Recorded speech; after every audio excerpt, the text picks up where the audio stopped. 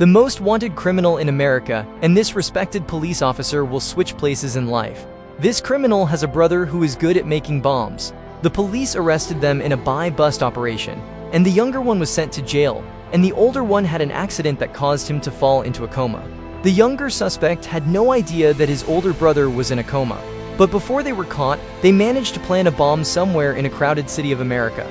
The police doesn't know in which city the two planted the bombs because the suspect did not want to talk until he was with his older brother. So they've decided that he would undergo plastic surgery, or the face of the comatose suspect would be replaced with his face. And of course, at first, he did not agree with the idea, but his superiors forced him, and no one else could do it because he was the only one who knew the suspects better. No one else knew about this mission, and they told him that it could be reversed later. In the end, he agreed to the surgery. "I'll do it."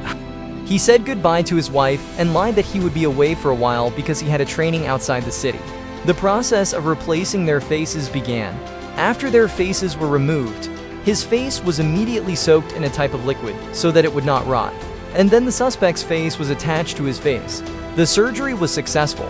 The bandages was removed and the suspect's face was transferred to his face, which he immediately regretted and cried over it. Even his voice needs to be the same as the suspect voice. All this disguise was to make the younger brother believe that he was his older brother, so that he could get information about the location of the bombs and how to defuse them.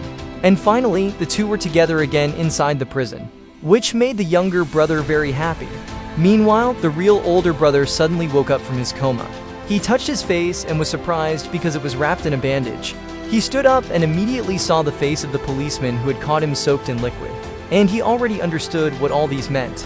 He called his men and brought the doctor who was responsible for their surgery, and he forced him to attach the policeman's face to his face. Meanwhile, inside the prison, they discussed everything about the bombs.